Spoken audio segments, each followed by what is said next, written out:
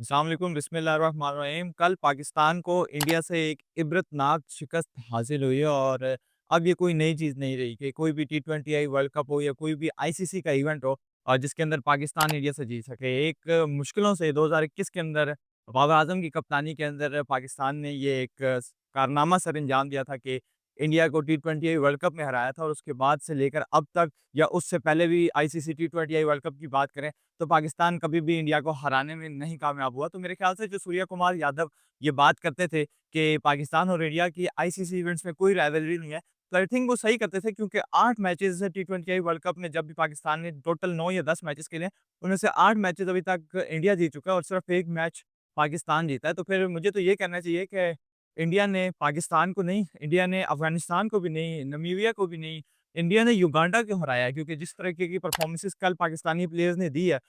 मेरा नहीं ख़्याल कि अब इसके बाद किसी भी प्लेयर को वापस से बैक करना चाहिए, चाहे वो आपके अब मसला ये है कि पाकिस्तान की सबसे गंदी परफ़ॉर्मेंसेज़ पाकिस्तान के सीनियर्स ने दिया। जितना ज़्यादा इनको बैक किया गया, ना परफ़ॉर्मेंसेज़ देने के बावजूद इनको टीम के साथ कैरी किया गया, इनको ज़्यादा से ज़्यादा पॉज़िटिव चीज़ें की गई, इनको हर नंबर के ऊपर खिलाया गया, इनको प्लेइंग 11 के अंदर एडजस्ट करने की कोशिश की गई, लेकिन उसके बावजूद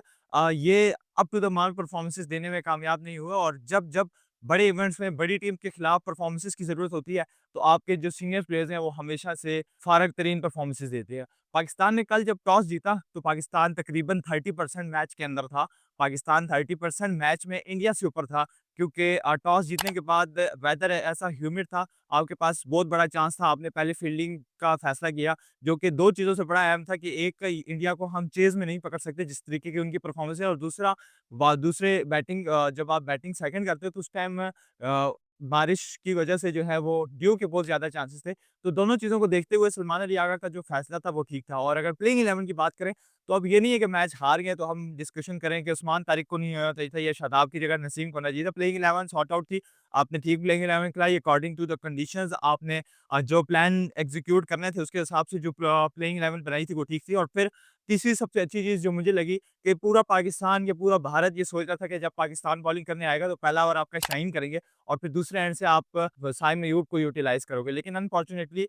जब पाकिस्तान टीम बॉलिंग के लिए आई तो पाकिस्तान प्रॉपर प्लानिंग के साथ आई थी। सलमान अली आगा जो कि इंटरव्यूज़ में कहते हैं कि जब भी 2 लेफ्टी खेल रहे होंगे तो मैं बॉलिंग करने के लिए आऊँगा और उसी चीज़ को प्लान किया गया था, उस प्लान को एग्ज़ीक्यूट किया और आप अभिषेक शर्मा की विकेट निकालने में कामयाब हुए। जब तक ये सब चीज़ें चल रही थी तब तक पाकिस्तान गेम में था, पाकिस्तान का मोरल हाई था, लेकिन जैसे ही दूसरी साइड से ईशान किशन ने आपके ऊपर अटैक करने की कोशिश की, शाहीन शाह अफरीदी दूसरा ओवर करने आते हैं, पेस गिरा हुआ है, लाइन और लेंथ बिल्कुल बिगड़ी हुई है और रिदम में नहीं है। उनका जो भागने का अंदाज़ है, जो उनका रन अप है, वो बिल्कुल बिखरा हुआ था और पता नहीं उनकी जगह पर नसीम या सलमान मिर्ज़ा को क्यों चांस नहीं दिया गया और फिर दूसरे ओवर में जब शाहीन ने 15 से 16 रन्स खाए, तो जो प्रेशर पाकिस्तान ने इंडिया के ऊपर आने साथ बनाया था टॉस जीतकर पहली विकेट गिराकर, वो सारा प्रेशर उल्टा पाकिस्तान के ऊपर आया और जब वो प्रेशर पाकिस्तान के ऊपर आया तो फिर पाकिस्तान का कोई भी बॉलर या कोई भी फील्डर जो है अप टू द मार्क नहीं नज़र आया, किसी के अंदर एनर्जी नहीं थी, कोई दूसरे प्लेयर को बैकअप नहीं कर रहा था, सबके मुँह उतरे हुए थे। जिस चीज़ का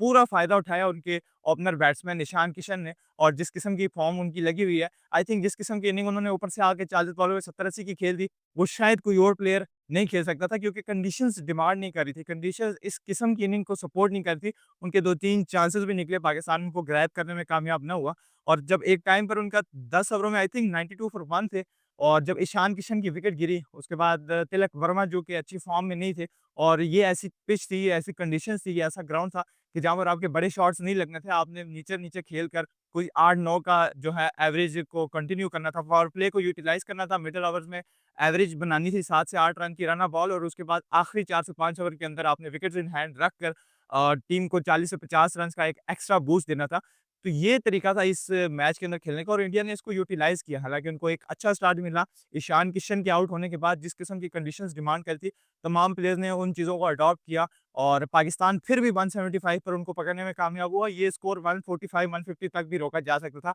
अगर हमारे सीनियर्स बॉलर्स अच्छी बॉलिंग करते हैं as compare to juniors. Usman Tariq, Mohammad Nawaz और साइम अयूब जो कि इतना तजुर्बा नहीं रखते, उसके बावजूद अगर आपने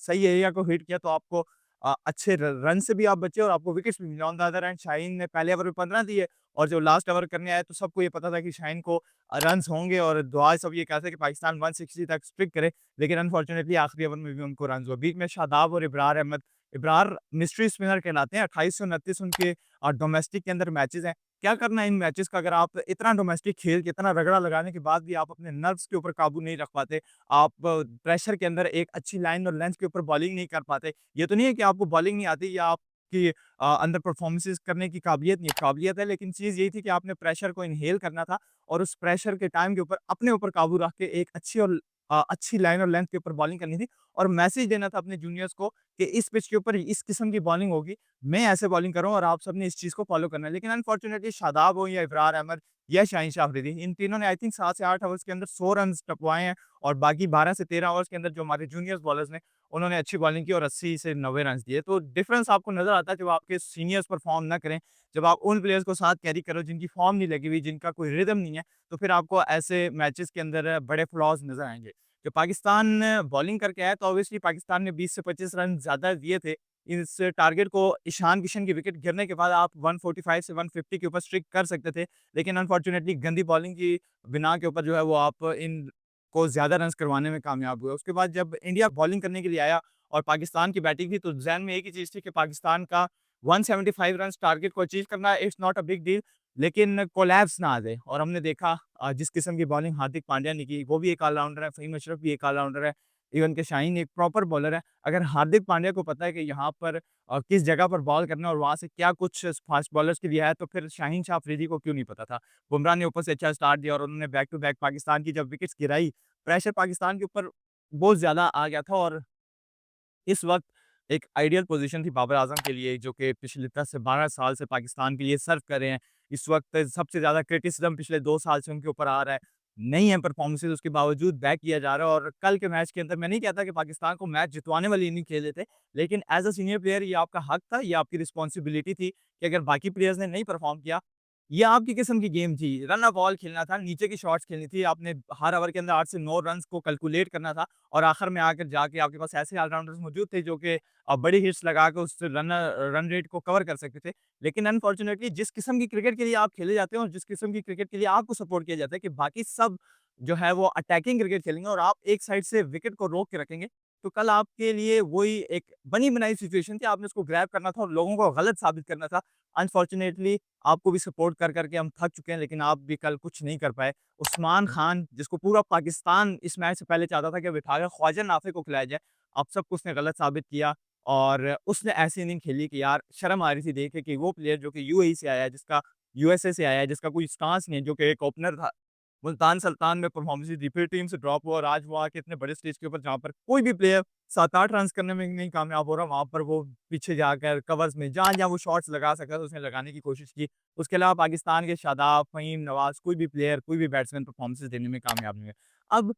मसला ये नहीं है कि पाकिस्तान के पास एबिलिटी नहीं है, मसला सिर्फ माइंडसेट का है। आपका माइंड यहाँ से ब्लॉक है, आप प्रेशर सिचुएशन को हैंडल नहीं कर सकते, आपने एक अच्छी टीम नहीं बनाई, लेकिन जो ये टीम थी, ये नहीं है कि ये उनको हराने की काबिलियत नहीं रखती। अब शादाब ना पूरा बॉलर, ना पूरा बैट्समैन बैटिंग के पीछे वो छुपते हैं, अपनी बॉलिंग को छुपाते हैं। कल 1 ओवर किया, 17 रन्स दे दिए और उसके बाद कप्तान ने उनकी तरफ वापस नहीं देखा, उनसे अच्छी तो सलमान अली आगा ने बॉलिंग की। डाउन द लेग साइड पूरी शादाब का ओवर था, इब्रार के सारे ओवर ईशान किशन को डाउन द लेग। वो एक ग्राफ दिखाया जा रहा था कि ईशान किशन को आप इस जगह पे ऑफ स्टंप पे चौथी, 5वीं अगर स्टंप पे बॉलिंग करोगे, तो वो फँसते हैं। जब से पाकिस्तान ने उनको मिडल स्टंप पे या लेग स्टंप के ऊपर बॉलिंग किया है, तो 250 से ऊपर के स्ट्राइक रेट से खेलते। तो ये प्लानिंग अगर आपने की होती उसके खिलाफ तो ऑब्वियसली आप कामयाब होते। तो अभी तो वो नहीं चला था दूसरा तिलक वर्मा नहीं चला, उनका अभिषेक शर्मा नहीं चला। ये टारगेट आई थिंक 200 से ऊपर जाता और ये पिच नहीं डिमांड करती थी इतना टारगेट। अनफॉर्चुनेटली आपकी गंदी बॉलिंग और बैटिंग की वजह से आप इस मैच को हारे हैं और इस चीज़ को आपको एक्सेप्ट करना पड़ेगा। डज़न्ट मैटर कितना भी आपको सपोर्ट की कर लिया जाए, लेकिन आप जब प्रोफेशनलिज़्म के तौर पर किसी प्रोफेशनल टीम के खिलाफ जाते हो,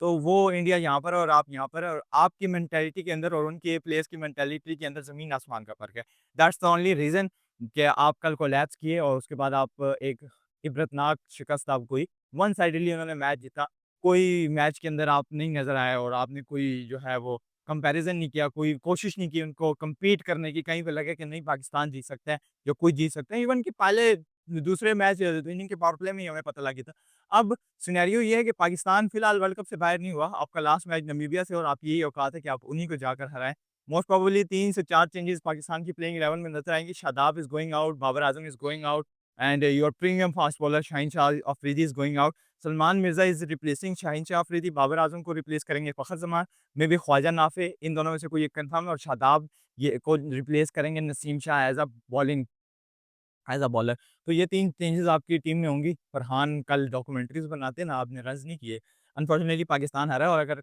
अब पाकिस्तान नामीबिया से हार जाता है, तो फिर इस जो आपका ग्रुप है उससे पाकिस्तान बाहर हो जाएगा, नामीबिया भी बाहर हो जाएगा, नीदरलैंड भी बाहर हो जाएगा। इंडिया और यूएसए जो है सुपर 8 के लिए क्वालीफाई कर जाएँगे। आई होप कि पाकिस्तान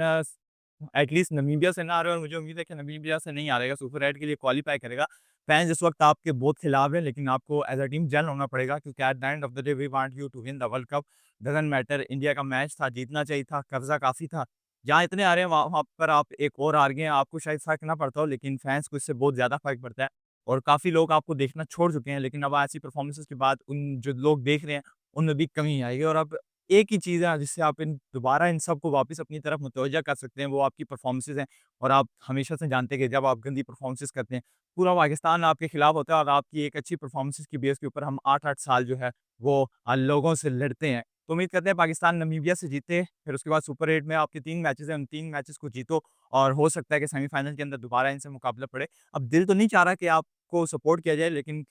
कहने का भी दिल नहीं चाह रहा लेकिन उम्मीद कर रहे हैं कि शायद आप सेमीफ़ाइनल में अगर मुकाबला पड़ता है तो इनको हरा के फाइनल में जाएँ। आई थिंक वो ज़्यादा इम्पोर्टेंस का हामी होगा as compare to this one. आज की वीडियो के लिए इतना ही, मिलते हैं नेक्स्ट वीडियो में और अगली वीडियोज़ के अंदर डिस्कस करेंगे रिलेटेड टू पीएसएल के हवाले से काफ़ी न्यूज़ आ रही हैं, वर्ल्ड कप के हवाले से जो भी चीज़ें होंगी वो नेक्स्ट वीडियोज़ में डिस्कस करेंगे। तब तक के लिए इजाज़त दीजिए। अल्लाह हाफ़िज़।